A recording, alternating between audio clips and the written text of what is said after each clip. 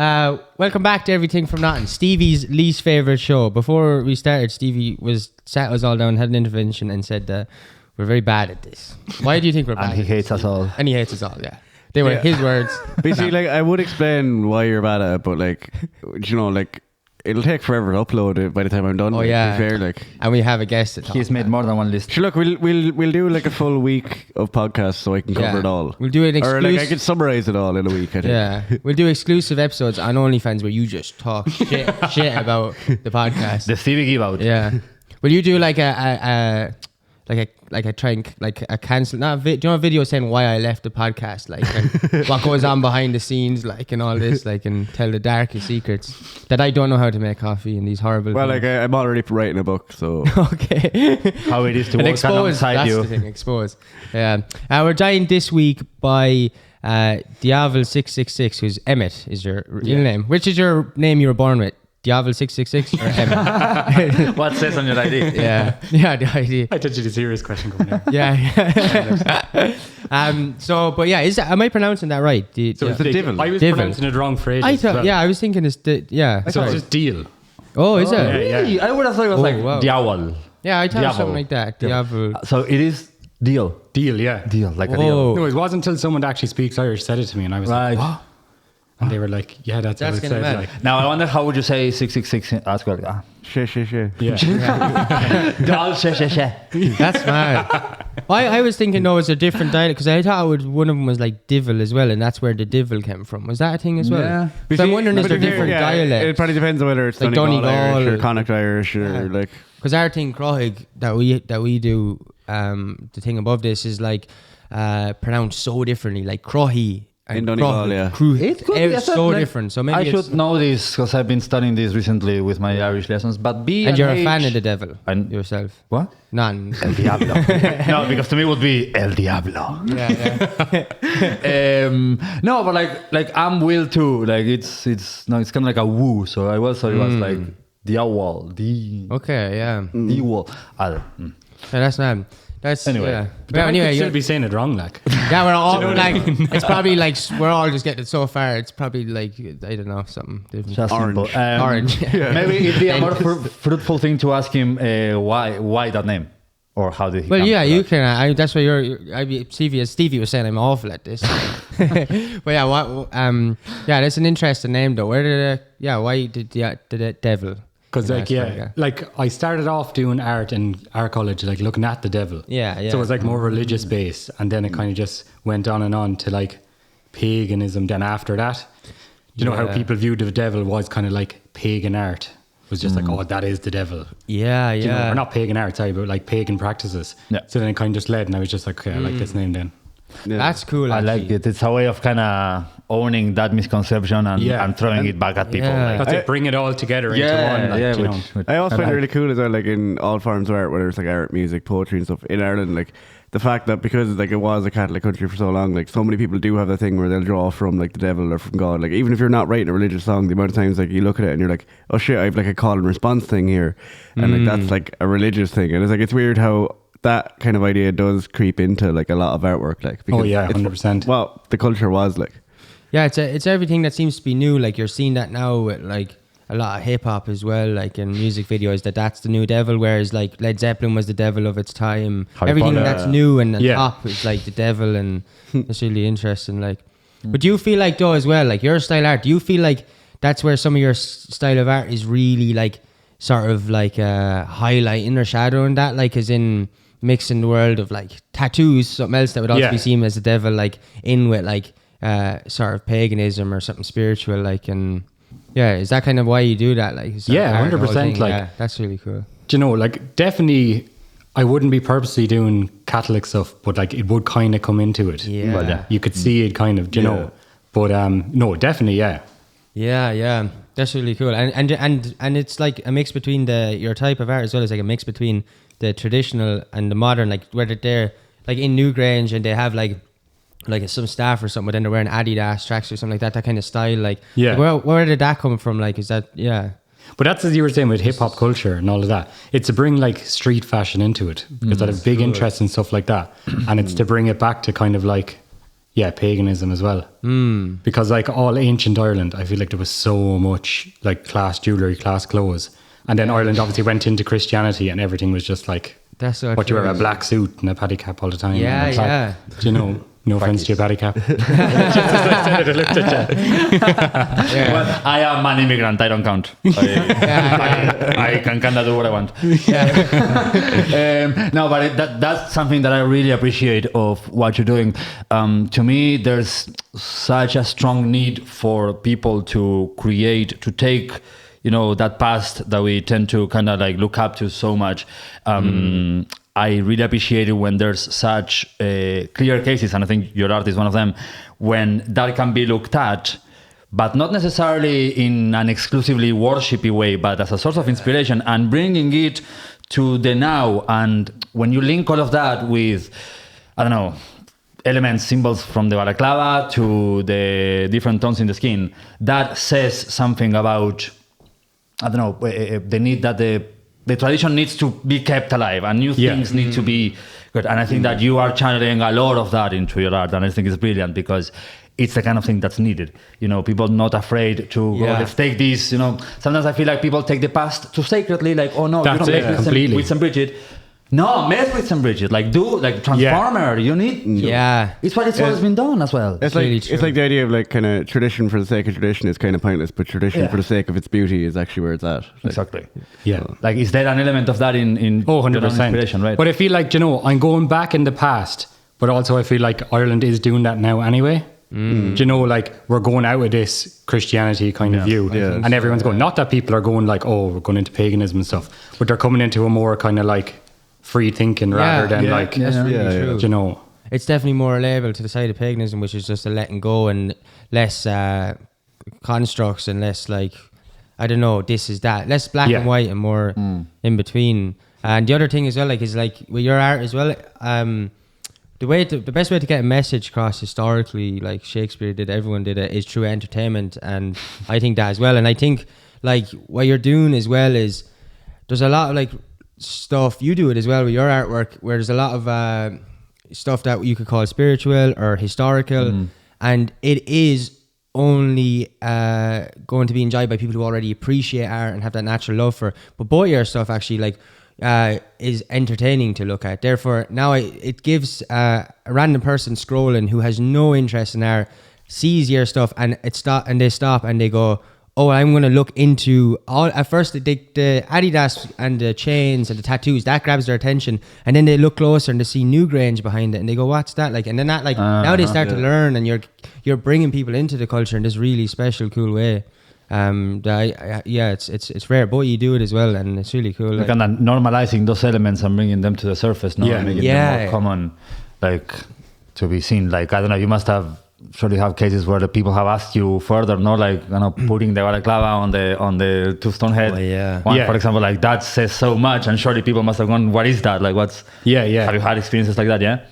But you would, but like, even you're saying, like, it's looking at Instagram and, you know, like, what are the main things, like the Kardashians, they're just putting up pictures of themselves. I was just like, how can I bring this switch it with like ancient history and the topics that I like? That's savage. I love that idea. Like. And is that something that you like always appreciated and like mythology, like pop and culture history and stuff when you're younger, like, right. you know, watching MTV and Cribs and all of that. I was like, this is class. Like, you know. Yeah. It's like if you're in a certain age group, you can't go more than a couple of days without quoting The Simpsons. Like, pop culture is a huge thing. Yeah. You know, it's like, Yeah, that's so true. As well, it reminds me of like there's something cool about it, which you've been doing like artwork and stuff for bands, but like there's a cool thing. You're seeing a lot of that in America where there's like, you see this a lot in like underground hip hop and stuff over there, where there's like these artists and stuff who are like really are the go-to people over there by these like certain genres or cultures and stuff like that, because they can like capture a sort of image. And I feel like you're really capturing an image of a new sort of creative style that's portrayed through music and stuff in Ireland too. Like, and you've done like for like Kneecap. Did you do something for Lancome as well? That was like, one of my friends, asked me to do just a font. So I didn't do the font now, but I did just kind of like leaves growing up around the font. Okay, yeah. That was class being able to do that, because they're just unreal. Like. They're my favourite Irish band, like by far. Like they're, And there's something about their style as well that matches it that I could already see. Like I could see you working together. I don't know, there's something about this new style of creativity that seems to be rising. I can't quite explain it into words, but like I think it has a lot to do with this what we were saying just now, where like especially when it's things regarding, and Lancome does the same with the trad music, when it's about things that are touching upon the mythology and upon that tradition, there's such a need for, I suppose, the Irish people today to define those things. Music, I suppose, has been the one thread that was kind of more allowed to kind of like stay alive and grow by itself. But like say visual art or even the recovery of all of those stories, it's my own theory and observation that it was always kind of given to the Irish people, like, either by the medieval monk or by the Anglo-Irish intellectual who wrote the stories again in the 1800s and gave them back to you in the colonial language. So I think that that thing that you're finding hard to point your finger on is this wonderful thing that's happening now, where a lot of Irish people are kind of taking, I don't know, like empowerment of re-owning their own tradition. Well, this is what it means to me. Regardless of what the Fairy Tales of Ireland book tells me. Because it was nearly pushed away for so long that people were like, okay, no, Jesus, you don't want to be doing your own tradition, And it's all linked with the language and with the folk and with the art itself, with the art making itself. That's so true. Like it's definitely having to come back to you when you're, how long, like, like if you're doing one piece, like say get a commission piece, how long does it take you to do one of those? Like the ones that we're seeing on Instagram, how long does it take you to do one? So like now, like beforehand I'd be doing over a few days. So you do maybe like 3 hours a day. To take like the longest part would be like shading a picture. That's what I find. So I hate doing that. At the end you do that? Yeah. Okay. So you'd have the whole thing done, it's coloured, and you're like, okay, I'm happy with this. And then you have to go back in and go back over all the lines and shade it. Painful. For that reason, I do shades first and then I color, because I find color way quicker. So like I'll push through the shading first, and once it's done, then it's like click. That's mad. How do you do shading first? Like I was no idea. Tell me how to do that. Oh, are you working on a computer or laptop? Laptop. Are you using Photoshop or Photoshop? Yeah. Photoshop, right. So I mean, as every illustrator has a different way of doing this kind of stuff, right? But like I work on stages and on, as you probably do as well, lots of layers. Yeah. So usually what I'll do is if I sketched it all in pencil first, I'll take a photo of that, put that on the computer as the bottom. I will, with a graphic tablet, I will draw it from scratch with like a well-defined line art. Okay. And in a different layer, then I'll do, say, with a brush down to 50% opacity, I'll just paint all the shadows, and then underneath that, I'll add color. And then there's all of these effects that come into play to make the shadow a bit more seamless or whatever. That's mad. I think I'd find hard about that is like, I wouldn't be like if I try to imagine doing that in Photoshop, like, so you drag up, so you're doing a shading layer first, and then you start putting that on top at the end. Like, is that, am I getting that? Like it's semi-transparent, so whatever I paint underneath that. Yeah. How do you know though, in contrast to the colors that haven't been created yet? Or is that just a thing you're picturing in your head? No, because I'm shading with all the same color. I'll just shade with black and whatever effect I do to that, the color that goes underneath changes it. That's cool. Yeah. But it's always the same. Do you work with a graphic tablet as well? No, just literally the keypad. And my finger like that. That's mental. Wait, what? I know. Well, loads of my friends are like, seriously? What the fuck? Get yourself what's it called? Oh man, that's mad. I mean, in its own way, that can be like an incredible. You do it all with a trackpad, like? Yeah. What? On my finger. That's insane. That's wow. You're just blowing my head. That's crazy. Like, I do like the thumbnails for this, which is like so cutting it out with a brush, because I want to get get it perfect. So like do a brush thing, and like people have that like same reaction, but like I had to say like, and I'm always like, yeah, but how? Like I was like, I can just do it. Like it's really simple. You're zoomed in and stuff, but that is like, that's mental.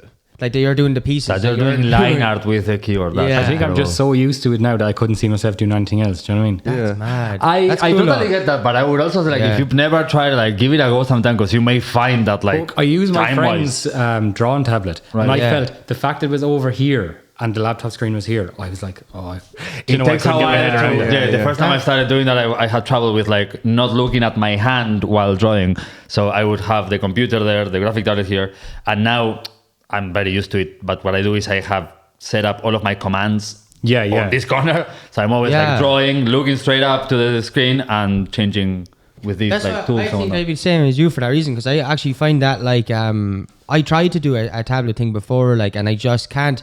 My brain can't understand the whereas the laptop feels like connected, where it's like nearly like my arm makes sense that I move my arm. Whereas if I'm doing a trackpad, it's like me trying to move Stevie's arm.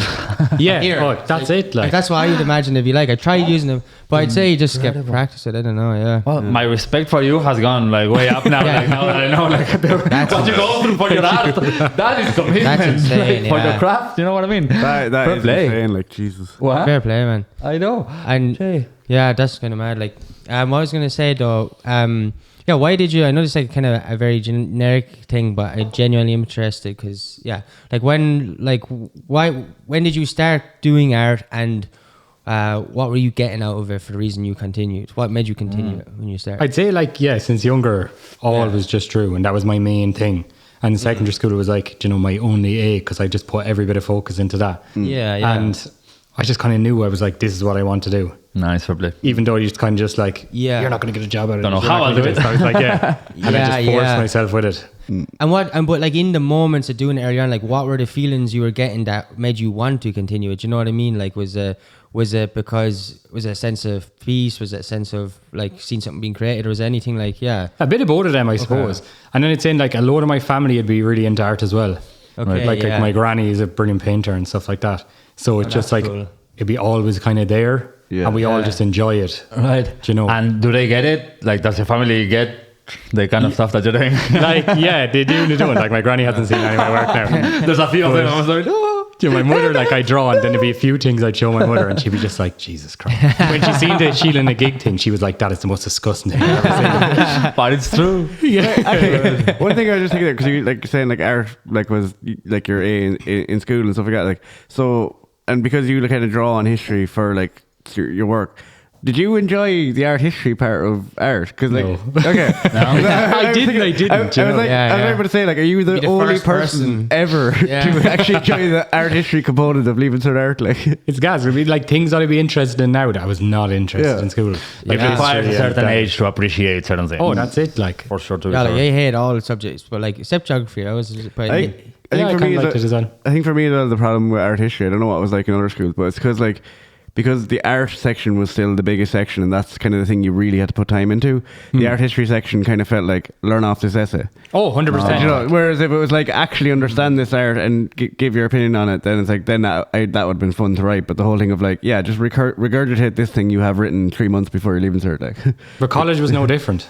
Yeah. Do you know what I mean? No different. Yeah. Oh, wow. Yeah. Because you'd have to just learn off all these different paintings, and it'd be just kind of this is not making me a better artist. And one comes up and you're having an this is not helping. Did they make you do that thing in college? Just because my sister went to our college, and it was a thing that loads of her class hated, where they'd start working on something, right? And then about an hour or so in, they'd be like, right, okay, tear it up. And trying to teach people trying to get people to not be overly attached to something they create, so that it's look, not everything you create has to be perfect. Yeah. But there was people in the class who were nearly breaking down, because they were just I've spent an hour doing this, I love this, and it was just that's mad. I don't remember that, but when you're younger, I just do it. You just throw them away after. Yeah. That's mad. I never heard of I've only ever heard of someone doing that. Once other Hugh is he's not one of the hosts here. It's his place. Hey, thank you, Hugh. Yeah, it's his house. We disabled him. He's an architect, and he had to do that in college. They made him design this thing and rip it up, and he was like, "What?" And I actually thought that was actually a really kind of cool thing, because I've never heard of it anywhere since then before. And he said, yeah, looking back, it was kind of interesting practice. I thought that was a more unique thing or something. It's a little tough love anyway. You'll learn. Where did you study art actually? In LSAD in Limerick. Oh, nice. Yeah. Limerick. That's mad. How have you found the reception of the art that you've been doing? Good. Yeah. We were only having this conversation on the way up. Yeah. That Instagram, very good. TikTok is another world. yeah. I'm still trying to understand exactly what happens in TikTok. It took me ages to actually put stuff up. What way do you mean? Different in what way? Oh, the amount of abuse you get on it. Oh. People absolutely disgusted. But then other people are like it. Right. But I think it's because it's open to so much different people. Instagram, you're coming to that page for a reason, do you know? Right. But what would you say is the common negative things. Yeah, like a disgrace to the culture. Really? And do you know anything about what kind of people? Like, is this young ones? Is it these older ones? You have no clue. Because it's all like, faces profiles. Jeez. Yeah. There was a profile and it was like fascist was in their bio, and I was like, God. class. We got, like, that's someone Hashtag fascist. that is definitely somebody Proud. you'd rather have like criticize your work and say, I love this. Like, Yeah, that's To me, that kind of touches quite strongly upon, like, and clearly there's a, got a beautiful link between the kind of stuff that you're doing and, like, say, what Niqab is doing. And I remember when I was doing Skulls Carta, one of the days we had an interview. We watched an interview that Mankan was doing with them, with the Niqab lads, and Mankan was saying how to him what they are doing is nowadays one of the most kind of like true kind of Gaelic real raw thing with language, like one of the but how that would sit so wrongly with a lot of people. Like, I think that there's a lot of fundamentalism at times with, like, kind of this blind nationalism and this quite 20th century understanding of what Ireland is and what it should allow for.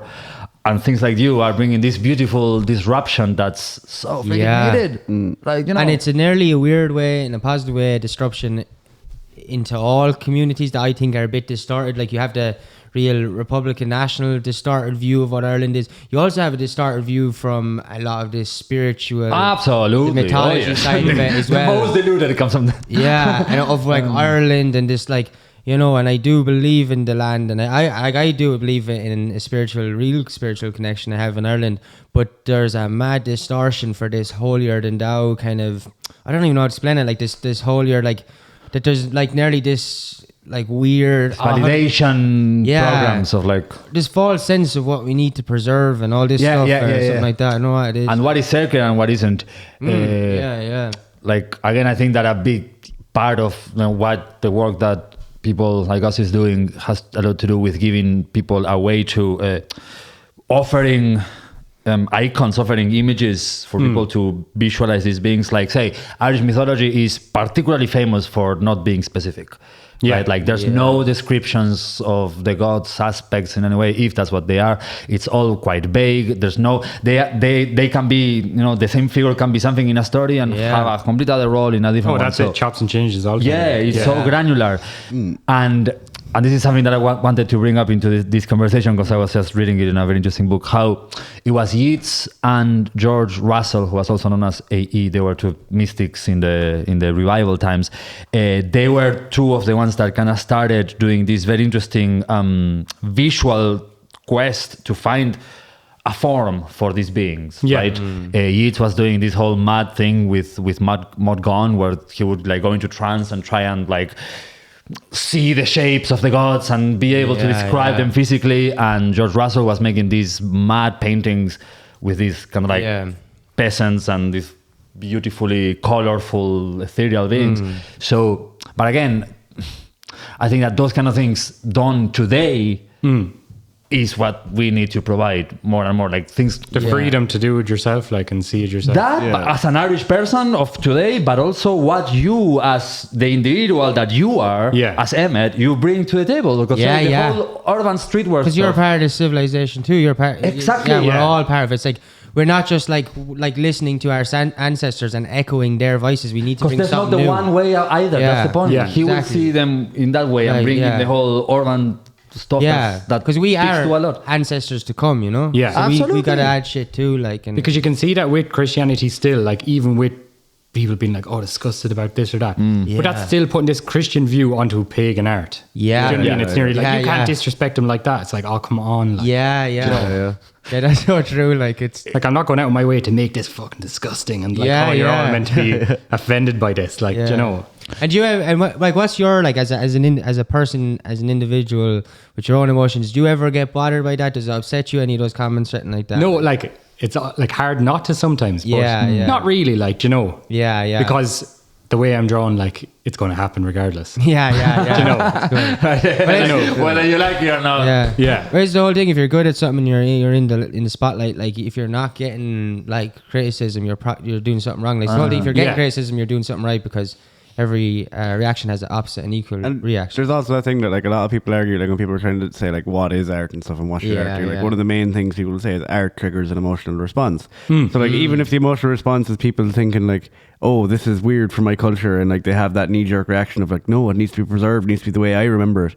You're still getting that emotional response. Yeah, like so your art is still obviously powerful. Like, But you have to take on the good and bad. Do you know what I mean? Absolutely. Do you know? Yeah.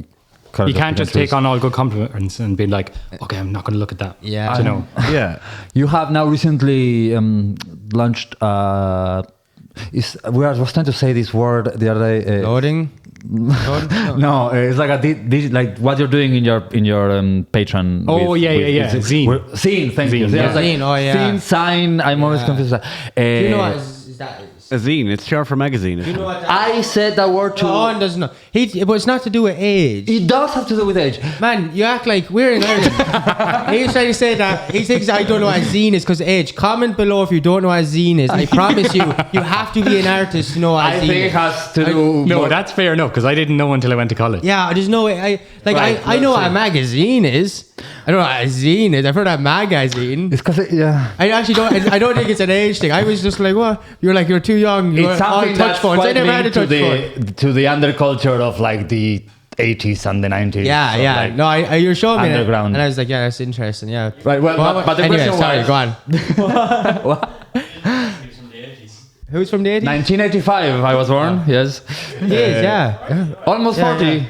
Yeah. With his face and this accent. Anyway, you've launched a digital scene through Patreon. How is that working out? Good. Yes. Yeah. Tell Good us about response that. to it. Like. Yeah. But yeah, so I had a comic beforehand and I'd kind of like write out a story and do pictures. Oh, nice. And that was going good. I was enjoying it or whatever. But now I kind of wanted to look at, because I've been doing so much like research with different like facts and like little stories you'd learn. Yeah. So I was like, how can I bring this in? So I was like, I'll do a picture and write out like a short story on like bird lore or something like that. Nice. And then plant lore. So it's getting all the little like things that I just see as useless. I'm like, okay, class, now I can throw them all into this. That's such a And is the lore, are you just write and make the lore yourself? Just No, so it'd be just bits and pieces I'd find from like different podcasts. And Gianni, go on duicus.com. Yeah. Yeah. Loads on that. Like, that's savage.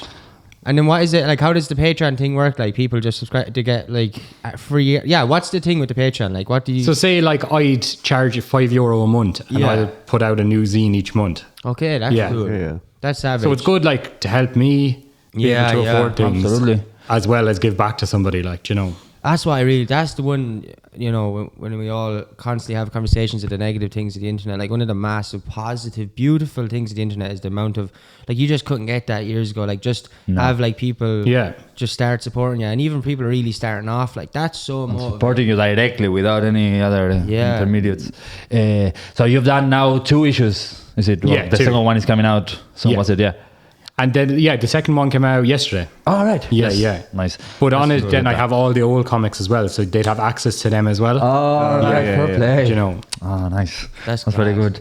And have you been able, like, are you in a position now where you are being able to dedicate yourself to illustration I've just 100%? like taken it on. Nice. But like, it's like, I know. You know, it's hit or miss. There was a time in my life when I thought, like, how the hell, but then it just kind of, you work your way towards it, and it just becomes part of, like, then it's fun to remember that you ever did not. Supported yourself this way, and how did I ever give my time just to don't think else? about it, or I'll absolutely go into a big panic. Exactly. Yeah, because we were just to clear, because you were talking about on the way up, like, just talking about like how, you know, you're taking on this role of, or you're taking on, you know, that your source of income and the way your life is coming from your art, and you're sort of saying a bit of stress of making sure, like that is an interesting thing that not, you know, we were talking about that, like the relying on, like, how does it work? Like when are the moments where you notice the stress comes in, like where you're not getting like certain amount of messages or something, like so we say like if I'm not really doing any work, but now I've kind of changed that. I'm like, this is an opportunity to put out my own work rather than those are the moments when you go and you make your own scene, and but there'd be times that I'd be making my own work and I'd be like, nearly feeling like, oh Jesus, I shouldn't be doing this. Do you know? And then I'm like, no, because this is the whole point of this. Do you know? Play. That's amazing that to have brought yourself already, because it takes a bit of a mindset that you kind of need to grow into, no? To like kind of take the. How was your journey towards But like, towards literally that. only happened, I'd say, about a few months ago. Right? Like less than a few months ago, I'd say. So it's mad. fairly new to it now. Wow. But no, happy out. Like I am enjoying it so far. And you notice like the thing, was there a specific event that happened that like allowed you to take that like chance or feel just stuff sort of Just kind of saving up over a while, and then I was Yeah, just yeah. like, it was always just something in the back burner. I was like, okay, this is the time now that I actually just need to throw myself into it. Yes. It's funny, like it's like it reminds me, like I don't know whether it's nearly like there's an archetype of the modern day artist who, as in part of like I don't know, like the hero's journey version of a modern day artist or creative that I feel like it's inevitable at some stage.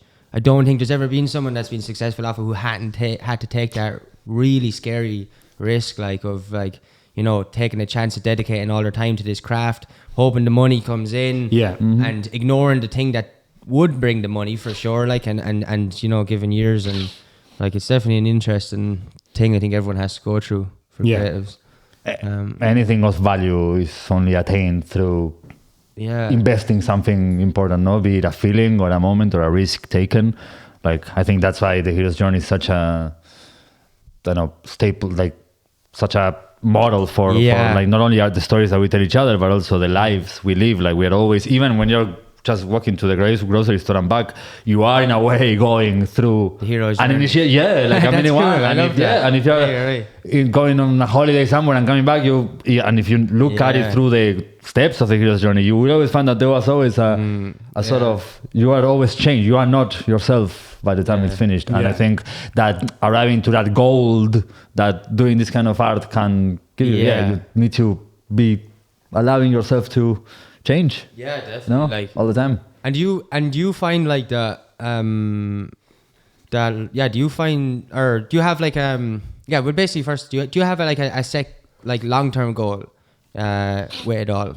Like you've taken the really risky thing of saying, okay, this is my source of income. Like, do you have like a goal that you want to get to where you'll feel like that's secure, like, and not in terms of like a numbers and money or anything like that, but a place where you see yourself and have that sense of, I'm here now, I've arrived?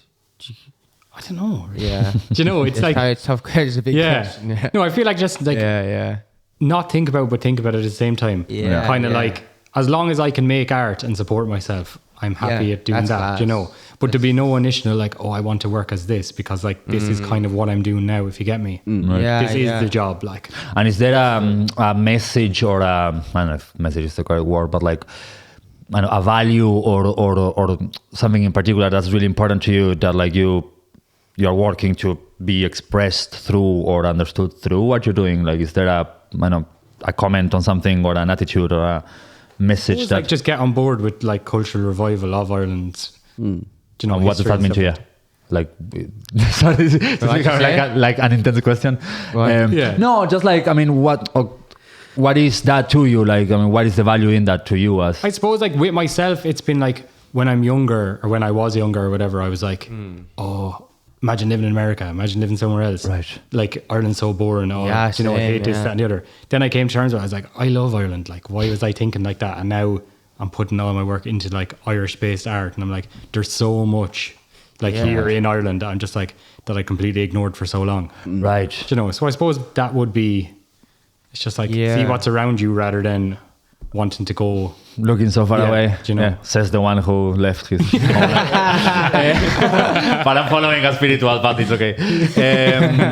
What was I going to say? That's mad, because like, so it's not something that you were completely like fascinated about all of your life. It's something that you came to more as a grown up. 100%. You started rediscovering, and how did you come back to? I suppose like, it always studies? was, kind of spiritual. Like, started off with like Christian art. I was like, that's class, you know. Yeah. Right. And then going up then to, as I did the devil, that was like my thesis. And I looked at that, and then it kind of led me down the path of like paganism was seen as the devil, and I was like, okay, nearly going backwards, as I was saying. Right. Interesting. And there What I do am you? now. Did you ever in William Blake? His art, like, did you ever? I know that name. William Blake, like The Marriage of Heaven and Hell. He was an author. He's from like 1850s. He's really interesting. Like he's a good example of like, I don't know, symbolism and stuff. Like if you looked at his paintings, you would think this guy is some Christian, like devil, half devil, like, because it's like the devil versus God and the stuff is throughout his team. Yeah. But he was actually at the time. So you think that, and you think this guy was pure Catholic, pure heavy Christian, and he was just doing paint about the devil fighting God. Yeah. And you look at it, but really, this guy was the first to set a precedent of like people looking at the Bible, looking at all symbolism, changing everything. And he was at the time said to be a witch, a male witch, which was never. This is over in the UK because he was outcasted by everyone in the community. Even though when people look at his stuff now, you would think, yeah, he's like this Christian, but he actually was so ignored because his whole thing was believing in the Bible, and he went through the whole Bible and rewrote it through his interpretations of symbolism, all that it's all just the battle between love and fear. And he actually didn't believe in a devil or believe in a physical God. So when you look at his stuff, we used to have all these mad visions and stuff. All his paintings, if you look it up, are a scene he paused in a vision or a dream he had, and it's the craziest shit ever.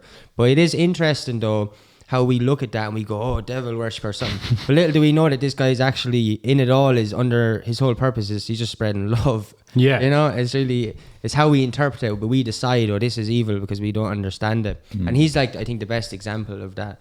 Because he changed a lot of stuff after, I don't know, a lot of different beliefs, and inspired lots of new thought authors and stuff that came after would have looked into his research. You started at the beginning of something different. But yeah, it was really, when you started, what was like, do you think you're saying you were doing your work on the devil and stuff like that, what was it that was, you were drawn to that, like, not energy, but that style or something, or that interest, like? I don't know, like, yeah, because I'd always be interested in like witchcraft and all of that kind of like, just obviously stuff that's like, you shouldn't be interested in. Do you know what I mean? And I was like, that's so interesting. But what you were even saying there, like, with like Irish mythology, I feel like there's no good or evil. And I find that so interesting because like everybody's just like that. We're not like super good and super bad. Because it's funny because like Irish mythology is the kind of the funniest at that, where you're like, oh, like Cuchulainn, like, and it's not an actual thing, but like it's an example. Like Cuchulainn saved all these people, and the next, and Cuchulainn did what? Like, that's it. It's like, who was he? Was he good or bad? It was like he was neither. Like he was just doing his thing, you know. And him. Yeah, and it's funny. That's a lot of people seem to forget quite often about Irish mythology in particular, is that it's usually quite unfairly, compared to or put in the same level as like Greek mythology. Yeah. And like something that I keep insisting always is that don't forget that it's medieval. So like there's more than 1,000 years between Cuchulainn and Hercules. Yeah. Like, that's a lot of time. Yeah. And the fact also that it was written by a very specific people in a very specifically wide amount of time. Like, say, the first stories were written in a very different Ireland than the last ones. Like, say, for example, The Children of Lear was written, I think it's 1400s. Like, compare that to the first stories, like the Battle of Moytura, which is from the 9th century. Like, that's two different Irelands completely, you know what I mean? And people tend to like put them into the same... Merge them all together. The Battle of versus the Fomorians and the Children of Lear and everything. Yeah, no, well, it's always so much more complex than at face value we would think so. So Irish mythology, to me, it's a massively unique thing that like, it's just so... But when you're saying that as well, you just think about St. Patrick always works his way in there somewhere. Yeah, that's what I was just thinking. I was literally just thinking that. I was going to say that, like, St. Patrick is the one, like, he through all the timelines, he just time traveler. Yeah, but he's the one that's believed to be least argued to. He's the one that people believe most, like, was a real man. Like people, there's less argument. Everyone believes he was a real man, but he's the one that seems to be the most in and out. Like, what if including St. Patrick in your story was like the medieval version of just like rickrolling someone? So like you think, here's a new story, and they're waiting. Then St. Patrick turns up like, oh, fuck's sake, not again. yeah. Can you, Patrick? He's the original Rick Roll. Yeah, it's mad how little awareness there is of how like some of those things works. Like I was saying in that post for Patrick, like, and as I said on the St. Patrick here as well, there's all of these things about him that were written hundreds of years after when he was supposedly lived. And also, like, now in my own research, I have come now to study quite thoroughly, like, when was everything written and why. For example, our main idea of, like, the elimination of the Druids and how all of that worked out with Patrick comes from particularly one of his biographers who didn't like he was Irish, but he didn't like Ireland very much. And he had this whole, kind of more Roman kind of way. And I was actually talking to this author the other day of a written book that I'm working through now at the minute. And he was making the point, like, back in the day, surely there was religious fanatics as well. Because what I was asking him, we were discussing why if in many ways the monks were writing Christian propaganda, why the hell were they writing pagan fiction in the native language, or so much of it anyway? Now there was a lot of poets that were secular and lots of poets that were ecclesiastical, right? But like, how could that be? And this author was making the point, well, there's always been religious fanatics. Like, surely there was writers back then that were like way more like, the Pope and Rome and everything, right? And there was the others that like were Christians, but were like, I'm gonna write a story about some guy that gets angry and his eye pops out and blood comes off his head. And like, wow.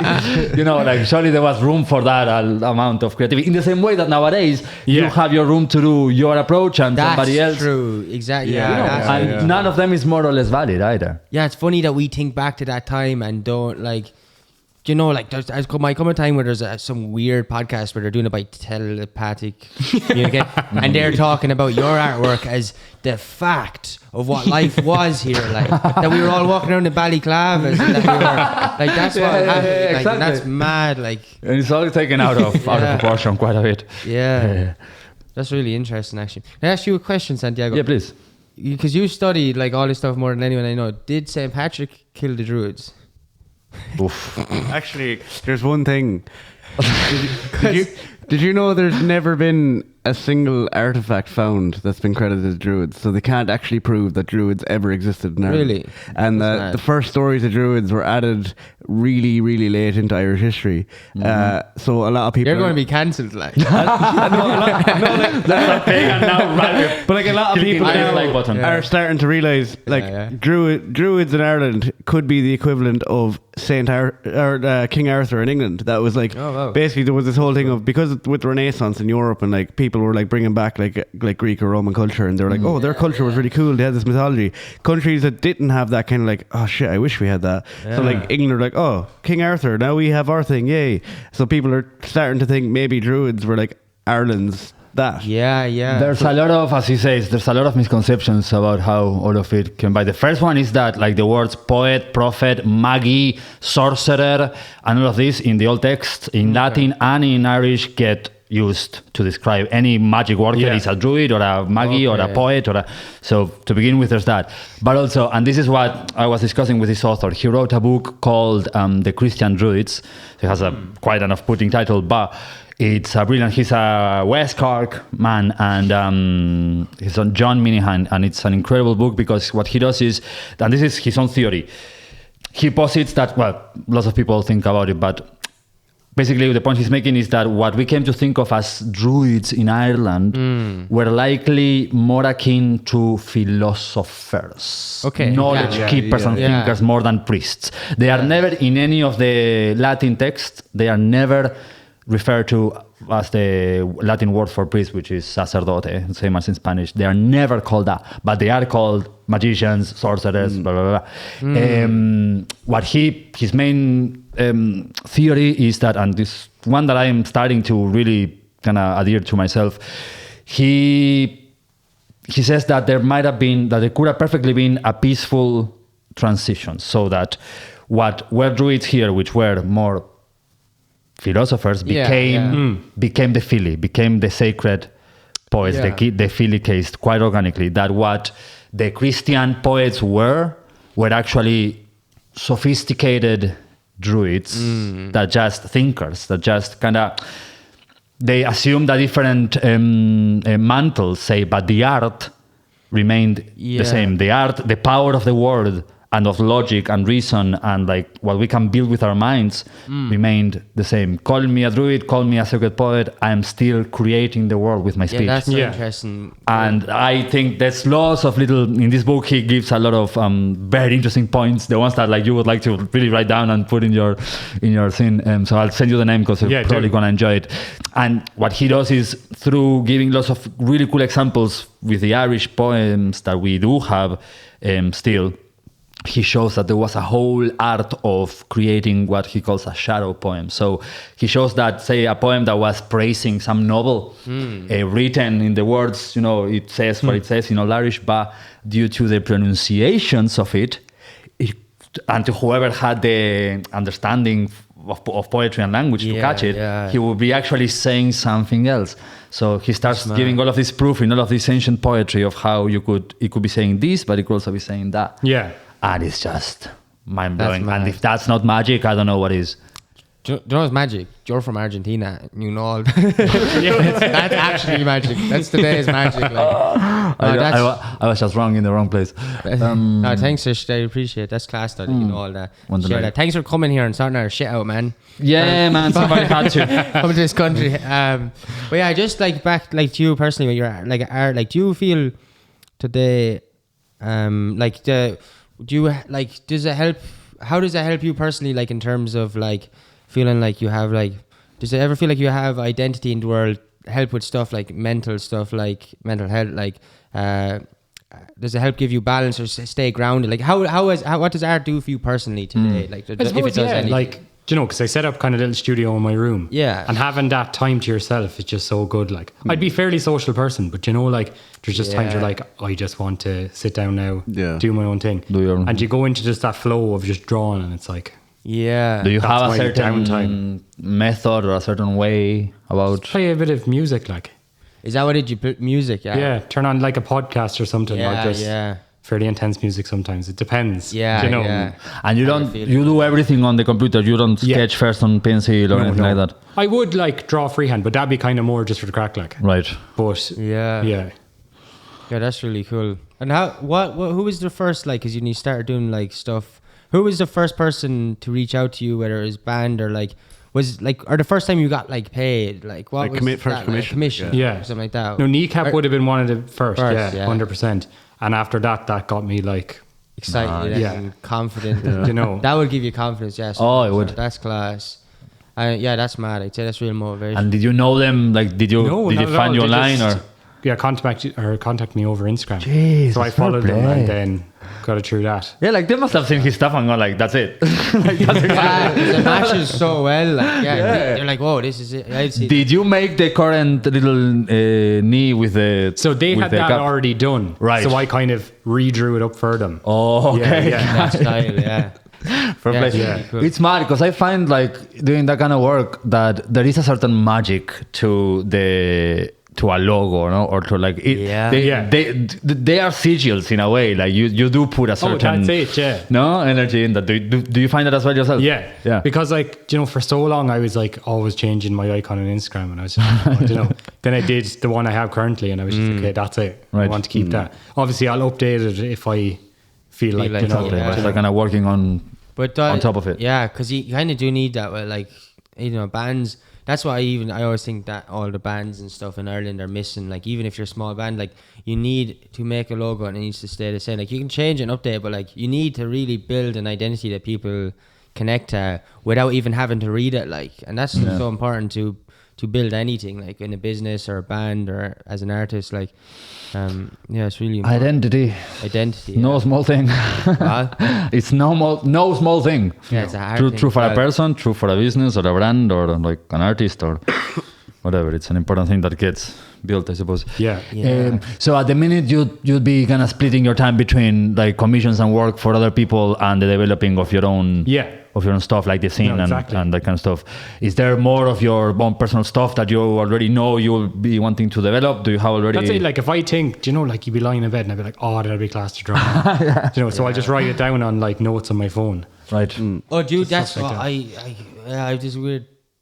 I have this weird thing. Like, do you get kept up by thoughts, like creative, like? 100%. Like that's like the worst thing in the world. Like, it's the best. No, I even take that back. It's one of my favorite things in the world. But like, Jesus, like it's when it's a night you actually have to sleep and you're like, oh god. Yeah, and it's bad when you're laying there on the bed and then it comes and you're like, I need to move and stand up and get a pencil and write this down before I forget. Especially when it's warm, that happens. Do you know what I mean? Yeah. Like last summer was absolutely shocking how warm it was. Like. Good, we needed it. Yeah. But Jesus Christ, you couldn't sleep like. Yeah. You'd be well used to it, no? I find it a bit cute when it's like I know, 21 and everybody's freaking out. And I'm like, let's go walk around Buenos Aires in February.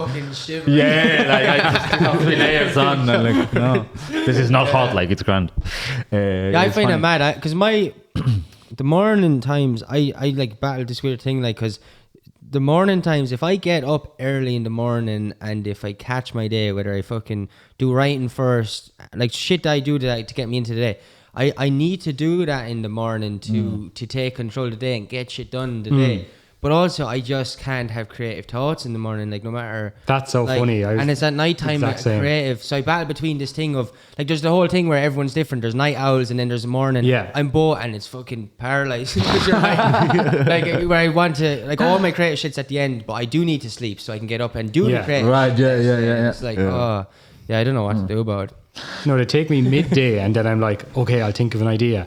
And so then, like, I'm up since whatever, like, early enough. Yeah. And then I'm working into the evening. That's exactly yeah. Like All right. It kind of just midday that I'm like, okay, now I know what I want to do. Yeah. If you're gonna take the morning to find yourself, get your bearings, and then. I'm the same. I get to midday, and then I get to the stage where I like, okay, now then I have to have food. Like, it's like, oh man, all this. Now I have to have food. Yeah. But that's quite a privileged problem to have. Like, oh no, I need to go in. Damn it. I mean, really, in perspective, like, just saying. But yes. It sounds so awful. I have to have And I was there like, I agree. We all know what that feels like. But let us all remember how lucky we are. Everyone watching can't pretend like they don't know what we meant. Yeah. We all live in the same country. We all, Do you have days where it's just not flowing? Oh, 100%. Not those days where you're like, God. And I think that's when I nearly force it more. And I'll keep drawing something. Do you? Yeah. Actually, do you have like a go-to thing you do when you have like I don't know what you call it. Is it artist block? I know writer's block, but like artist block. Okay. No, really, like maybe watch something. Watch something that would kind of inspire me, or listen to something. Because, like, you know, if you're drawing and drawing and drawing, it's just like, no. Especially if you're drawing and drawing with the keyboard. Do you find blocks happen less, like as in like if you have like kind of enough commissions between your own stuff? Because I find like with music, like if I get into a writer's block, one of the best things I can do is help someone else write something. Yeah, because then somebody else. Then it's like I'm writing someone else's thing and I'm not as attached to it. And then by the time I finish that, I'll be like, I'll go away and I'll end up writing like 3 songs. Because they nearly, like, I find like that with a commission, the people are kind of leading me. Yeah. Do you know, they're giving you ideas, so it's kind of like, that's grand. Yeah. And then different kind of work together, you think of something while you're doing that, like, oh, this would be class if I did this myself. That's something that I ask clients quite often, like, or I have kind of, are you hiring me to create this for you, or do you know already exactly what you want? You won't listen to any of my suggestions, and all you want is somebody that has the technical skill to do what you already see. Because those are 2 different jobs and 2 different kinds of clients as well. Have you had any clients of hell experiences already, which are in retrospective very fun? I feel like, you know, when people are coming to my page, they're coming for that style. Yeah. Do you know? That's funny. That's true. But have you had any horrific experiences you'd like to share? And I don't mean to scare you, but you'll get one later. And like, it's better to be prepared. No, it actually, you know, it's actually a good experience to have, because there's a lot of people out there to kind of take and abuse, and there's a lot of misunderstanding on how much effort it actually goes into things. One of the hardest points for me as an illustrator is that because I work in stages, say that I was asked to do a drawing, right? An illustration for something. I will first send them a sketch, get them to approve that. Then I'll work on the line art, get them to approve that. Then color, and then shading or whatever, or first shade and then color. But like, it will always be in a... So what sometimes they fail to understand is if you have approved the line art already and your man had the hands like this, you cannot, in the color stage, ask for the hands like that, because that means okay, I have had things like that. And I need to charge you more. What? And you have to do it again. Yeah, it's like and people think that you just press a button and again lift arm. No, and it always looks arseways. I know. It's like the lines don't match up or something. Because you would have done the torso, everything, like it's everything, like a body, body moves in a certain sometimes way. You need to redraw the whole thing from scratch. So sometimes it's hard to explain to a client that that's the process. You know what I mean? I've had that graphic design, definitely doing stuff for people where they go, can you just do this? And that can you just is not just that, can you? You know, it's like It's not just do this. They say, can you just do this followed by this might just be a little thing. And I do understand their perspective that like it is just a little thing, but to get to that little thing, you have to turn it inside out. Like, and it's like, it's interesting, which in fairness, you wouldn't actually know that unless you were doing it yourself. So it kind of, it's also funny sometimes when people don't really understand the difference between buying, like, are you hiring me to do the thing or are you buying a drawing of me? Okay, what's that? That's like, for example, I was once hired to make up for a man that had a client. I was designing like a corporate mascot, right? Yeah. So it was, at first I thought he was hiring me for the image alone, right? Like, okay, you're giving me this idea of this character and I'm drawing that and that's what I'm giving you and that has a cost. Like, it's just a flat image, costs X amount. Once it was done, when I was sending him the final file, he was like, oh no, but like, please send me now the Photoshop file because like we are going to animate it and that. And I was like, well, you should have said all of that at the get-go because then what you're buying is a graphic asset. Yeah, something that you can actually reuse and modify. Would that be more expensive then? Of course. That's editable. That's very different than a flat artwork. And he didn't get it. And he got really angry and really upset. And I was like, man, how don't you see the difference in value between something that... Okay. It's it's like what you're saying is like the difference between someone buying like a drawing of Mickey Mouse and buying the rights to Mickey Mouse. Like, in a way, no, it'd be a difference between buying a flat drawing of Mickey Mouse or buying a file where everything is kind of in its own layer, so they can move the arm if they want, they can change the color. But even to modify it, they would need, you know what I mean? They'd need the right to actually do that. Because otherwise it's your creation. Exactly. It's your as the original creator, which I was, they couldn't see it, and that was so frustrating because it was like, how don't you see this? You know, like it's so clear to me. So I hope that you don't get. I was going to say it's all downhill from here. You have a good time. It's all off. Can't wait. You're having fun. Can't wait to show them. That's good. But yeah, your t-shirt actually, you started selling clothing. That's part. That's your design. Merch. Yeah. Tell us what's going on in this. Where is this that? There's that Belfast. Where's that? Say again? Where is that Belfast? Where is that? I don't know. Could be anywhere. Yeah, I like it. Anywhere in Ireland. I was like, where are you seeing this? I like the guy on the bike. Yeah, no, it's really cool. I love flying it. over. It's fun. So you are also doing then your own shirts and whatnot. Yes. And how many is that the only design that you've so the done only so far one now? or more? But I'm planning, like, if I bring out more, I'd like to do maybe small batches of like a few different ones. Ah, nice. I'm more like, do you know what I mean? So that'd be kind of like, could be 5 of one design. Get it while it's there. Yeah. And then different colors and stuff. Because I feel like when it's all white, a lot of people are like, oh, do you have it in black? Or do you have this old one and stuff like that? So I'm like, I know it's a funny place for t-shirts because like I find that I rarely get to show them off. Oh, because I'm always wearing a jumper. So like, that's so funny. I have such nice t-shirts and I never really Jeez, that's show true. them. How about that? What we should scrap our clothes. Just on the topic. Now I'm wearing a cute one that says Con as a tattoo. When do I have the time to That's very true. Never. Like, just on the topic of creating t-shirts, have you ever used Con as a tattoo? have you ever used Redbubble for stuff? no. Because like I know a few people have used it, and like I found it accidentally before. It wasn't even an artist told me about it, and like I was just like looking up stuff, and it just came up. I just thought it was like such a cool idea for It a is such website. a good idea because there's everything, isn't And it? like you have complete control of your price. Yeah. Like, it's really cool. What is it? Sorry, I shouldn't. Right, so imagine I drew like, I don't know, this, like, for example, and I had like a little cool logo of that. I can put that up on Redbubble, and then I choose what people can get it on. So it could be t-shirts, mugs, whatever, and Redbubble puts it onto it for you. So basically, imagine if a t-shirt costs Redbubble €20, right, for them to make. Then the artist decides whether their t-shirt costs 21, 31, whatever. You get to add on whatever you want onto the base price. So you choose what you make. Drop shipping. And also they make them on demand, so you are not investing first.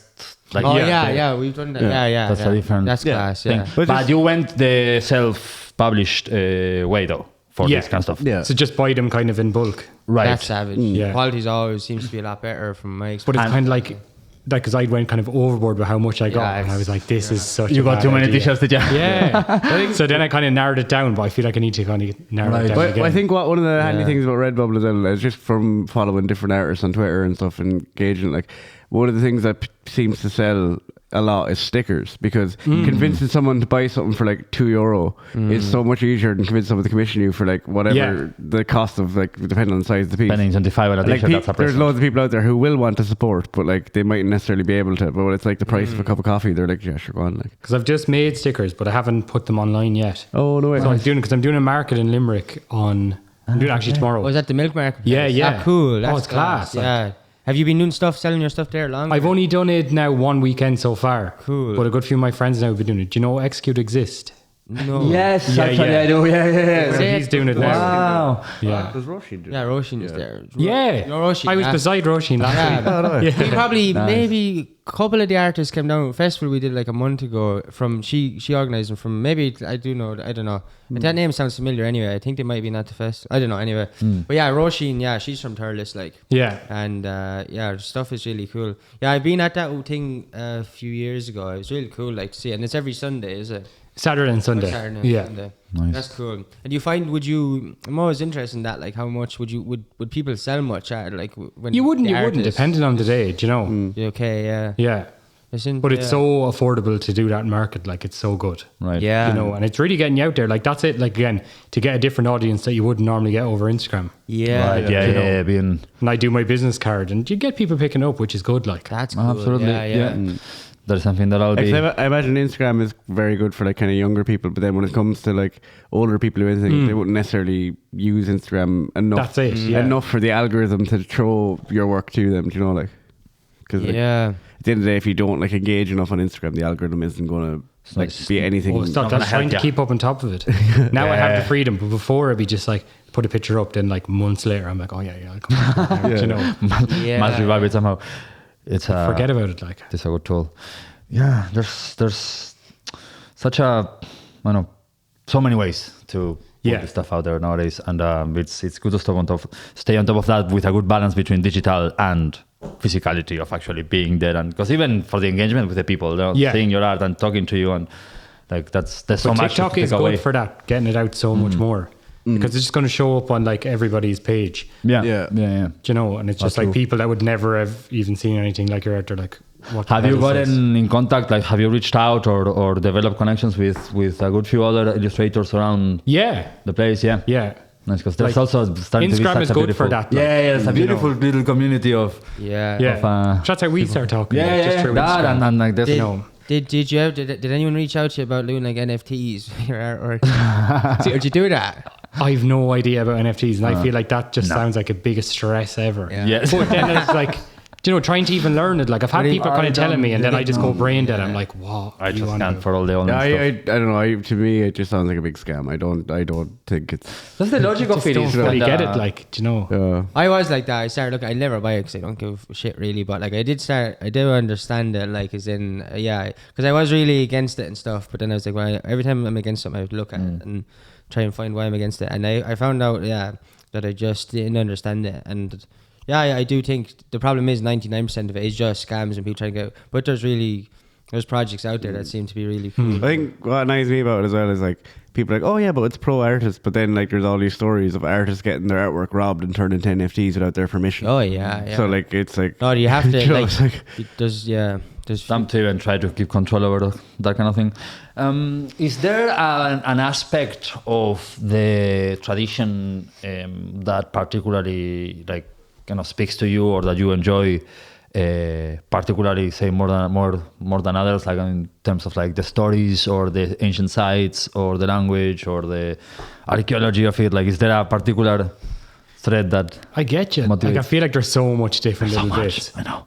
But then, like, I love with Dukas, like, I just love Dukas. Like the really folklore. You look up your own village or whatever. What's and Dukas? Sorry, I'm not from here. So it's like, what would you say? I'm not Irish. Yeah, only this guy is. Is it like a school's collection that people used to go around all little villages? Like, if you look up Thurles on it, it'll come up like little stories about each of it. Oh wow! Like That's children in bits. school, what was it, like in the 60s, was it? Yeah, no? yeah. Jeez, I Children didn't in know that. school at all. were asked to go to their grandparents and like ask them about local folklore and stuff, and it's all digitized and it's there. It's incredible. You can spend hours just so long, like it's so good. That's cool. And Monument Viewer, do you know that map thing? I've used that so good. The survey map with the blue and the red dots. So it's like Google Maps, but it'll come up like little red dots, and when you click into it, it could be like an old ring fort. That's really Okay. cool. Maybe stuff on my road But and it gives you the sheer amount. Yeah. Like, I mean, it's ridiculous. Things you Some would know, there areas, could it's be like, something out there that you never knew about. So What's it called? That's class. Monument Viewer. Yeah, the historical map as well is one of the, because there's a few that run on the same database,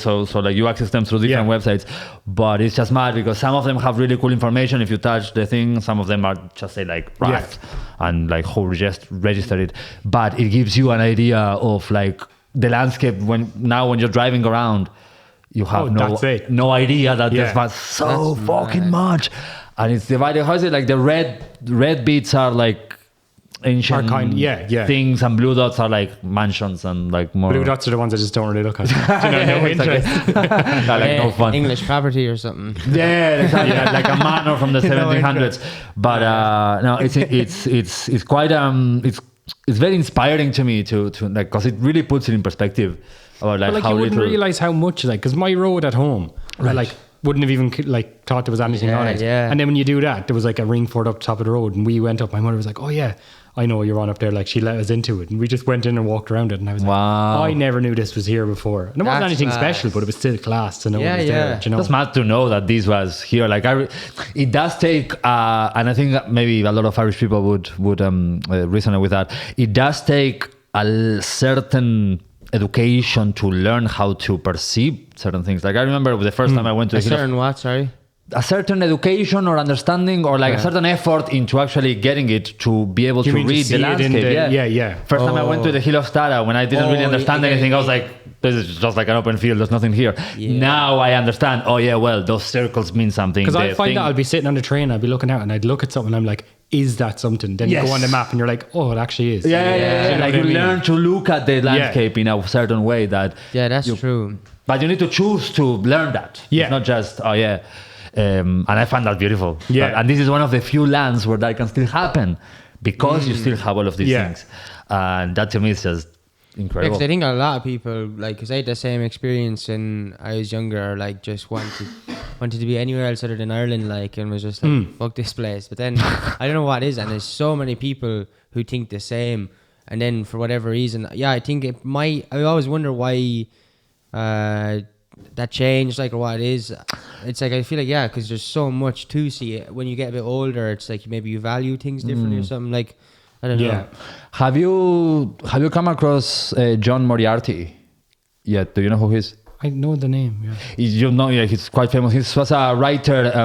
He died in the early 2000s. I think he's kind of regarded as the last proper real Gaelic mystic. Okay. Like he was the last person that in modern times actually looked at the tradition and created some sort of interpretation that serves today a lot. And I'm only just after finally daring to pick up one of his books, and he speaks about the three dimensions of Ireland. You know how there's the story of the three goddesses, one by one, asking the Milesians to name the land after her.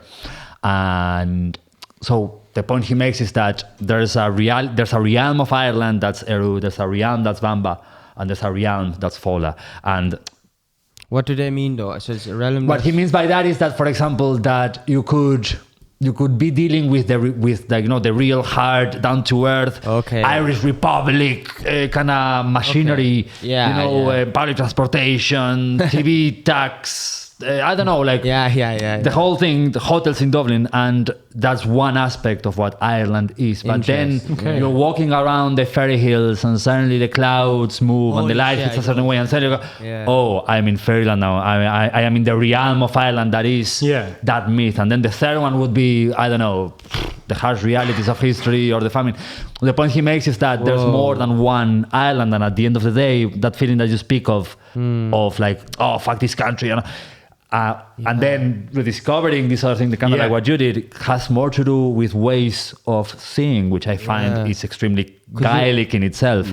Just that the world changes based on how you choose or learn to see it. So there could be that when you're dealing in that frequency of like the modern Ireland with all of its shadow sides, it sparks all of these crappy feelings, but you can also tune yourself to That's so fucking looking at the landscape in a certain way, or feeling it, and then it's another Ireland. Yeah, your art captures all three of those dimensions. In a way it does, you kind of get this lovely... Yeah, no, I can see, because even we were on about earlier, like, about living in the city, but being from the country. I was like, I was just like, okay, I need to move to the city. This is where I want to be. Yeah. But now I love the countryside, like a whole different view of it. When I go home, I'm just like, Jesus, if I could just bring the both of them together.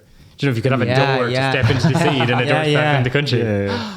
God, I think, that partly does. You feel like, I feel the same, and it's because I used to be really, I don't know, introvert and extrovert. It's sort of, you want two at the same time. Like, I want to be alone with no one around, with everyone around at the same time. Like, it's just a weird, like, paradox, like, you know. And it's like nearly the same thing. Like, I want to be around a city that's full of life, or not even a city, but the place that's full of life and people, but also in the meadows on your own, like, at the same time. And it's a really hard thing. But yeah, it'd be cool to step outside that door there and just... Where are we though? Like, are we in the countryside? But like, Starless could be like that right balance between... Okay. Like, the only place you can get that really is in dreams, because you ever have that thing in dreams where it's like, you're kind of like I'll have a dream where like I'm in Cork but I'm in Thurles. That's weird, isn't it? Like, I think it's quite a common dilemma of the artist, like how much to engage with the world so that you have something to express, and how much to disconnect from the world so you can actually express something, you know. And do you struggle with that balance yourself as an artist, with knowing how much time to spend experiencing and how much time creating? Yeah, that's it. Because like the last 2 weeks, my brother actually came back from Australia, so I was up at home. And we were traveling like loads of places because he was just mad to go places. Oh, nice. And that was so nice because you do get good inspiration. We went to Glendalough and stuff. Oh, cool. And it was unreal. Yeah. It was so nice Unreal to see. place, isn't it? And then now to come back, like at the start of the week, I was like, oh Jesus, like how do I get back into this? But then by the end of the week, I got into the swing of it, and you need it, like, do you know? Did you get some good inspiration, particularly from Glendalough? Can we expect some St. Kevin kind of rapping? But I did my usual, like I went looking for like the ancient stuff, like there was a ring fort, and I found it in the end. I was just like, this is what I'm mainly going for, and like that's the thing that's not really talked about the most, I feel, in Glendalough. It's mainly the churches and stuff, but nice. That place is just stop, it's like another place altogether. What is this? Is I just had a question, to be honest with you. What is a perfect Ireland to you? like what? Nah, well, that's too hard a question. A perfect Ireland, but like what? Like where would you like to see Ireland heading? Like, because I'm only asking because you seem to unconsciously already be able to pick up on those three dimensions. So like, I'd like to know you personally of like, how would you want Ireland to be in a few years? Like, considering it's your home too. I don't know. And you are the future ancestor. So you're allowed. What way you'd see it like? And we can all give an answer, so there's pressure. It sounds like a lot of pressure. So But I feel like the way it's going now. Like obviously there is horrific things the way it's going now, rent-wise and all like that. But like, that it's just more multicultural. But still bringing its own heritage, because I feel like there was so many years that it wasn't like you knew an Ireland, but you knew a certain type of Ireland rather than like some of the history wasn't as talked about. Like, you know, if you'd see traditional dress in other countries and stuff, we didn't really have it as well. It was kind of a cut-off point, and then it went into Christianity. It's mad. It's mad what happened with the culture in that sense, because, like, in a way, again, another author I was reading was making the point of, like, again, like, what is Irishness? It was a book about Ireland's relationship to Great Britain as entities. And he was kind of opening the discussion by saying how mad it was that he was in some pub, I know, in Carlow, in the middle of nowhere, and, like, there was these Irish lads with a Manchester thing and the Liverpool one, and they were both like looking at the TV like, and these are people that would be, you know, very happily all Sasana come out, but then they were like, you know, kind of rooting for two British football teams, and like, no, I'll be honest, that's like mad. I'll call out, like, don't please take, if you have a 1916 tattoo on your arm, please don't wear Liverpool or Manchester jersey. Like that's the kind of thing that to me is okay. Like, no, how much are you thinking of this actually? Because that's when. I don't know what to say. It's not fair to generalize as well. There's probably maybe just people that have connections different to 1916 family or anything like that. But there is a lot of people out there, hardcore Republican lads, who who mean well and love the country. I want the counties back too, but like I don't wear a Liverpool or Manchester jersey. Contradicting myself. Well, I wouldn't mind. Like, I don't need support people but like you don't support people in general. I mean, like soccer teams. Stevie's not supporting anyone. I don't support soccer teams, but like I think one of the reasons why Liverpool is really popular in Ireland is because like a huge chunk of Liverpool are Irish immigrants. Like Liverpool used to be like what Australia is now. Like absolutely, and you can find surely lots of different explanations for that phenomena. It's mad. It's still like the contrast. I think you're talking about when it's the same people who give out about the English, because I don't give out about the English at all. Like I disagree with the condemning of it. Like they weren't people who did it. It's a different time. That's belief. It. You can't blame it on the whole nation. Yeah, exactly. Or the one moment, or the one. Yeah. It is just very ironic when the people. We're not saying there's anything wrong with. Yeah, I think people support Manchester. I support Manchester. He supported Liverpool. We used to fight over it, but we weren't going around saying how much we hated the English at the same time. Yeah, I got you. It is very strange in that sense. But how do you see that from like outside perspective? I think we need one whole episode just for me talking about that. Do you think, as an Argentinian, we should have the counties or not? Definitely get your counties back. But I would also advise strongly to people to educate as much as possible themselves in how the hell did we get here, because what I see, what worries me at times, it's a very simplistic approach to like 800 years of that narrative of the 800 years is it's just adding fuel to a fire that doesn't make sense, that it keeps running. Like I would advocate for a lot of like take power as a people and as an individual as well, and like try to understand to your better possibilities how the fuck did that come. Because when you read the history, like it's just mad, like the way that it went and how and at the end of the day it was always just a bunch of privileged minorities fucking over the big ones, like stayed us all this time. And it's really heartbreaking to see, I know nowadays stuff that's still, name of religion or stuff that's still being spewed as the reasons for, when in reality it was our resources and money. Yeah. And waking up from that romanticism of the conflict, I think, is very important. I don't know, the whole thing with the 800-year thing is as simple as understanding that who came here first were Normans, not English. There wasn't English to speak of.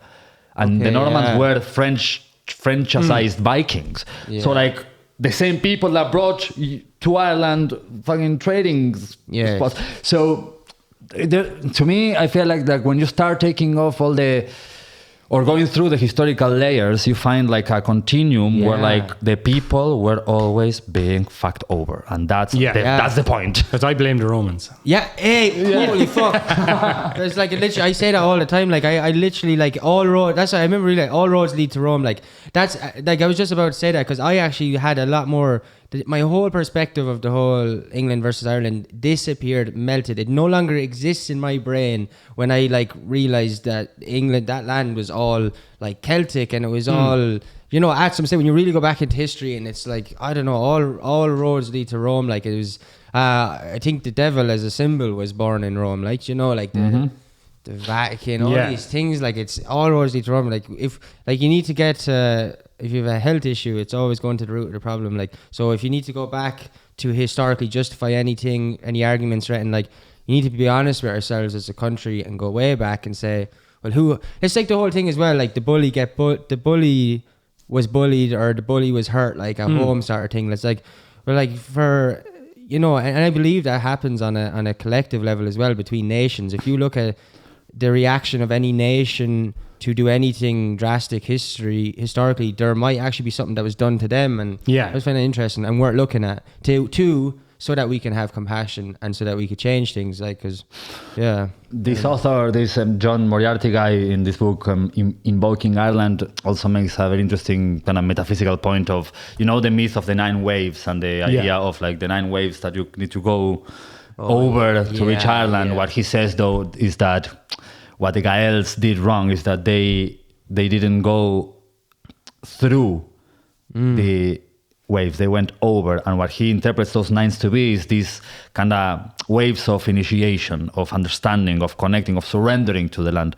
What he points out is that is true for Celts, Vikings, Christians, Normans, English. All of them just came to Ireland, like to kind of like place themselves, and only the Neolithic people, like the original people that came to Ireland and like kind of built Newgrange and all of these incredible sites, they were, in a way, the ones that actually got it. They were the ones that actually understood how to relate to Ireland in a way that's balanced and it's working with her, not to take from.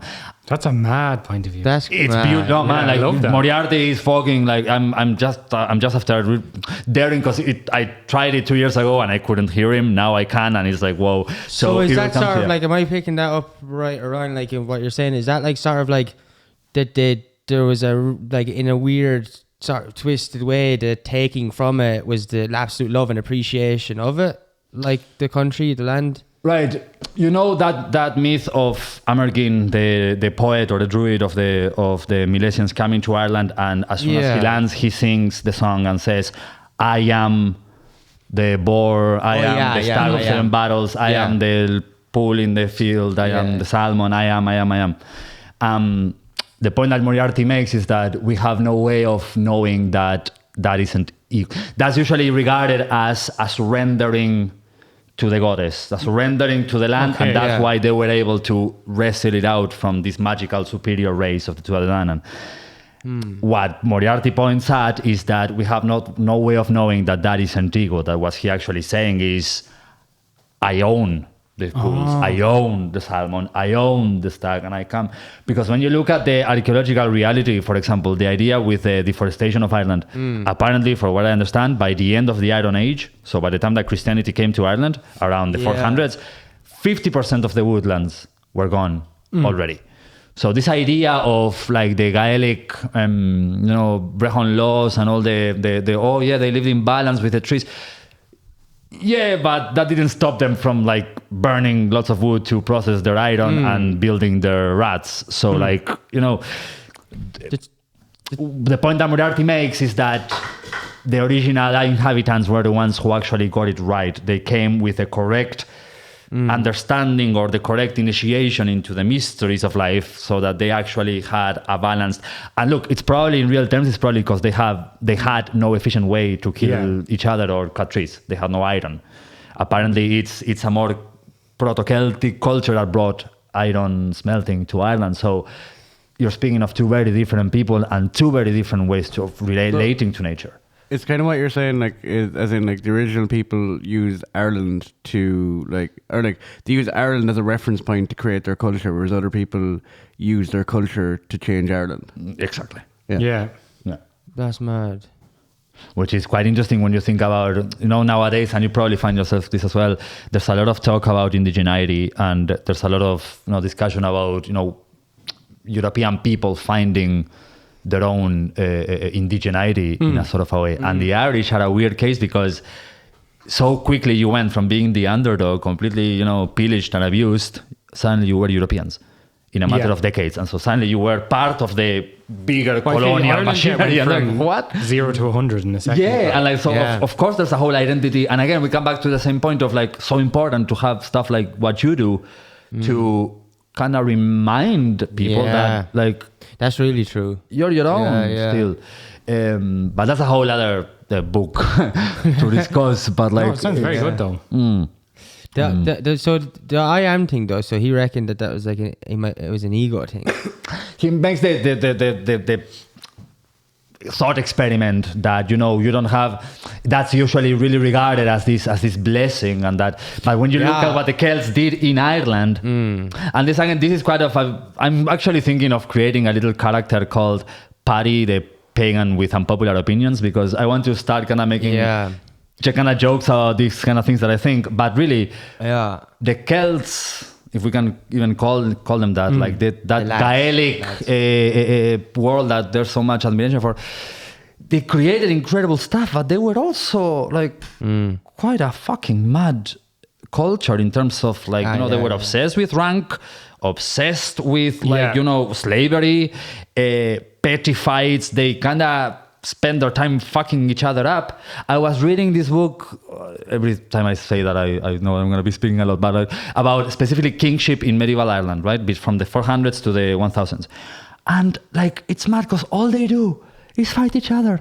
Like, there's no, let's improve the roads. There's no, like, I don't know, develop access to water. It's all each for their own. And, oh, you stole my cows, so I'm going to come over and I'm going to kidnap your daughter. I'm going to kill her. Oh, then I'm going to burn your crops. And then the plague came and they all die.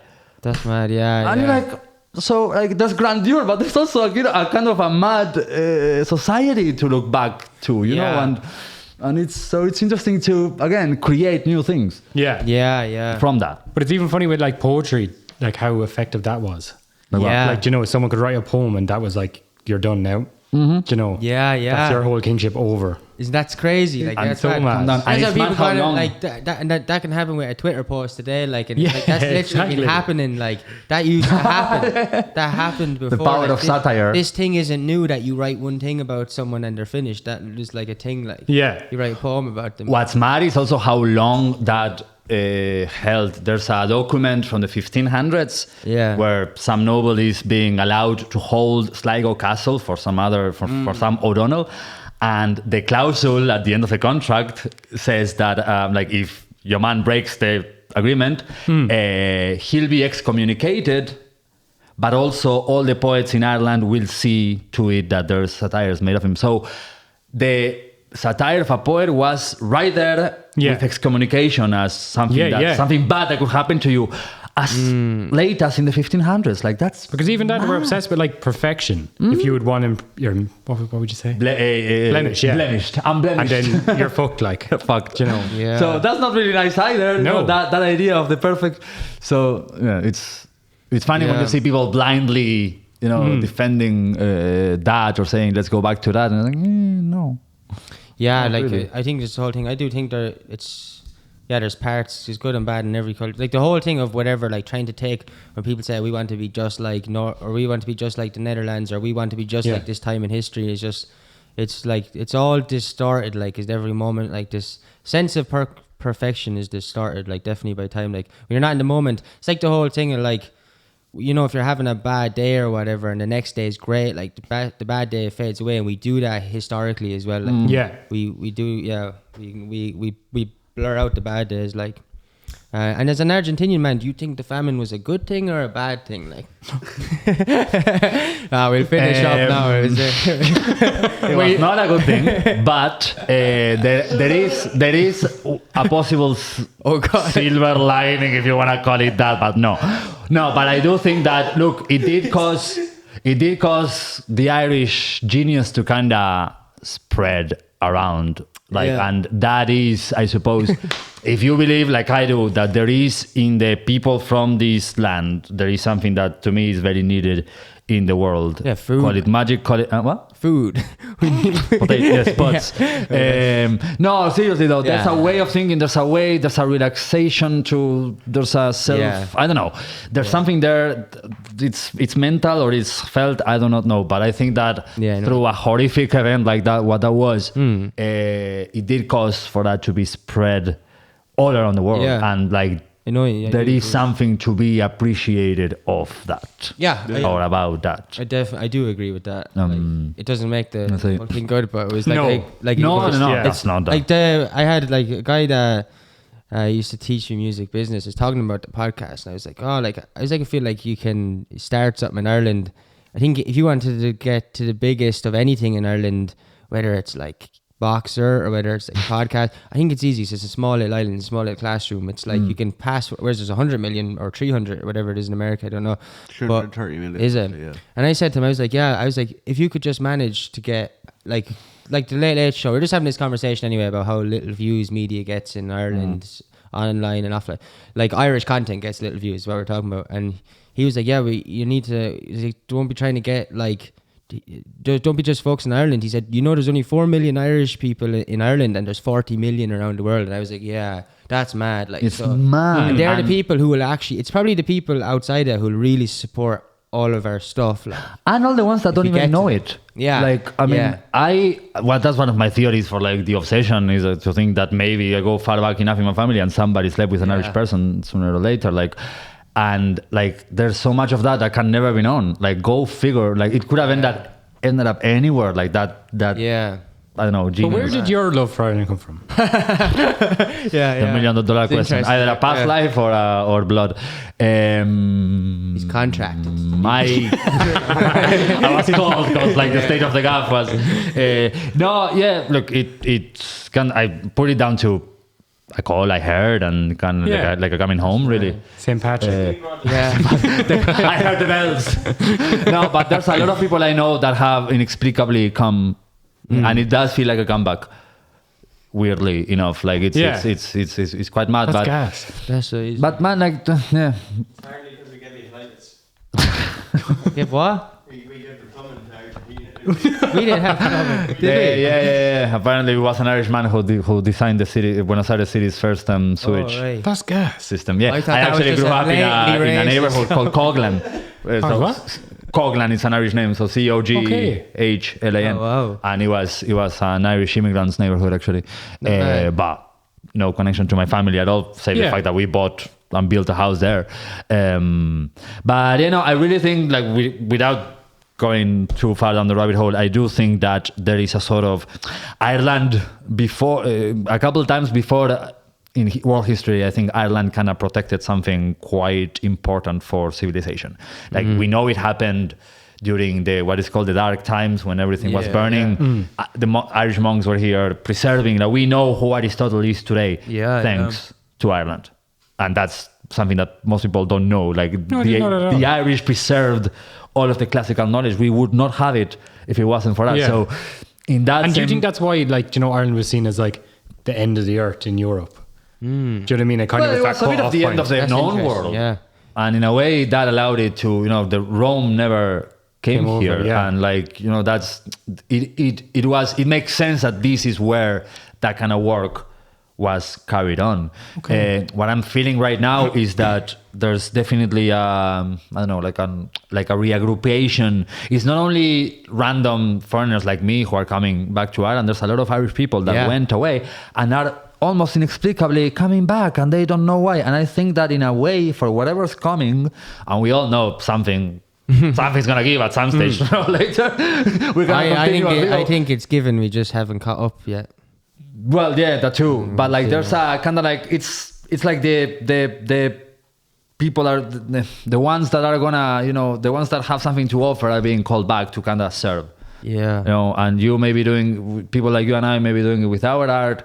He's doing it with what he's doing. And Talking about everybody's masturbating on the podcast once a week, every Friday for the Friday talking feed. about, but other than that, well, that has its place too. Masturbation jokes have a place too in the new Ireland we are all creating. The new world order we are all creating. So I do think that there's definitely people who are ready to kind of, that old way, and that's something that I say, that I speak about a lot, that old Irish mythology trope of things being run by skill set, like who comes to offer the skill and put it in service, like Lou did when coming to Tara.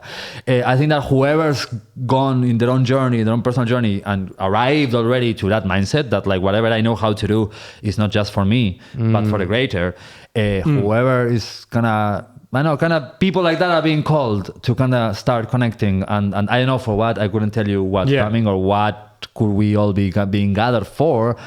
But surely I get a feeling that whoever's picked that up is, I'm going to, I'd rather be here for whatever's coming. I know this is where I need to be. I don't know, but my role is going to be in that.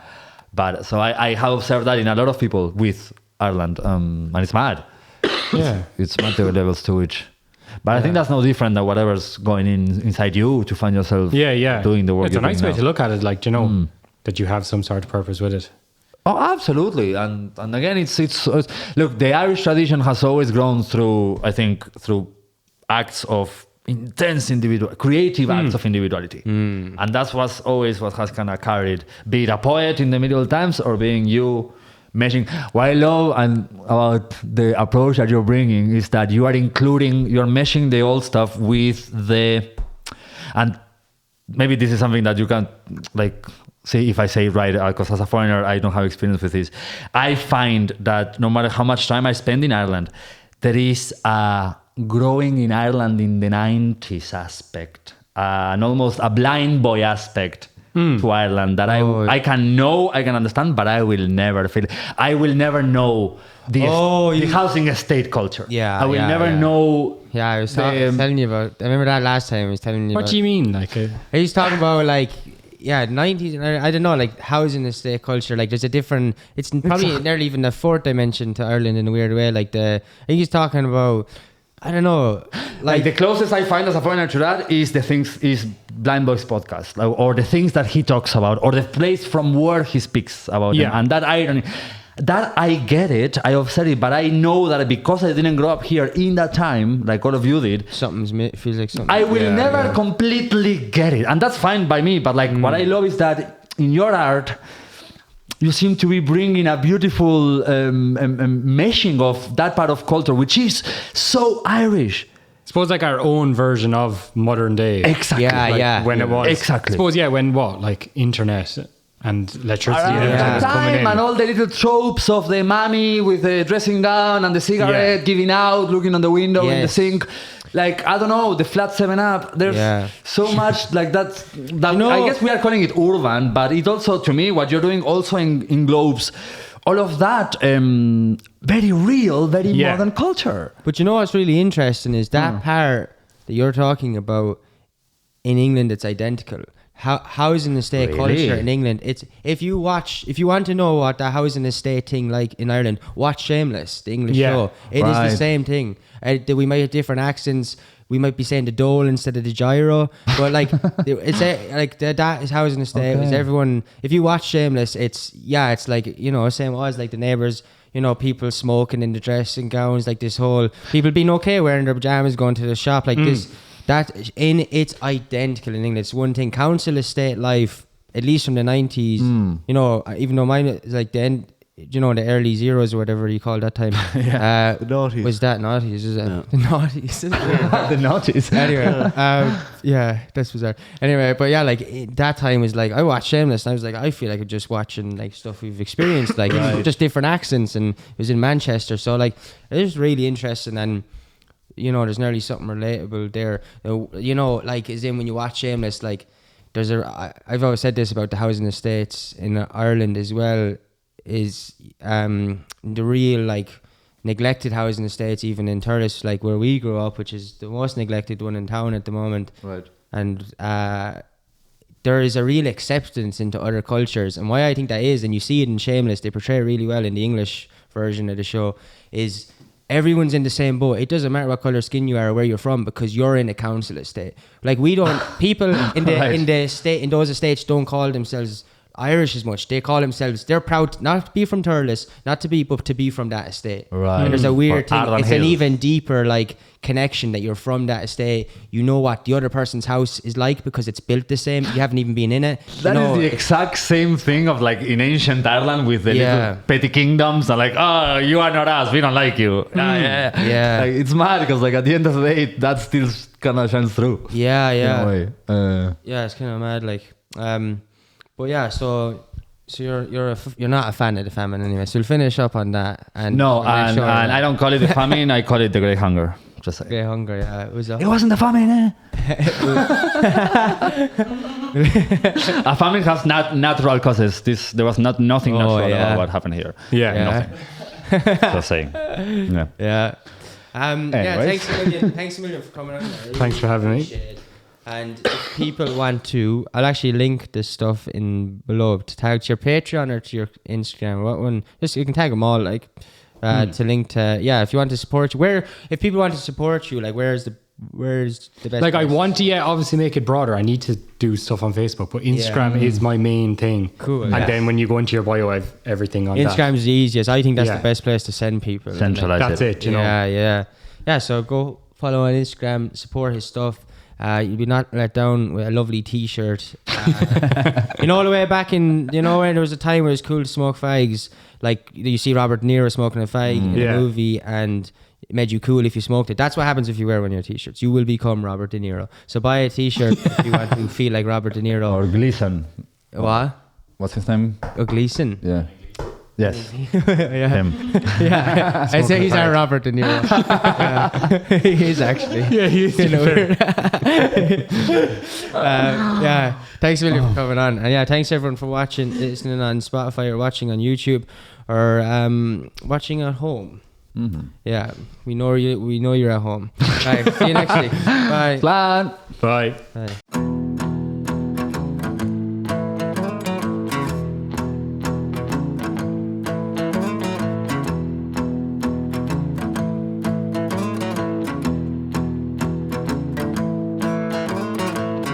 I love the taste of strawberry medicine as it runs down my neck. I feel it draw me in, and when it settles on my mind, just know you'll find me there inside.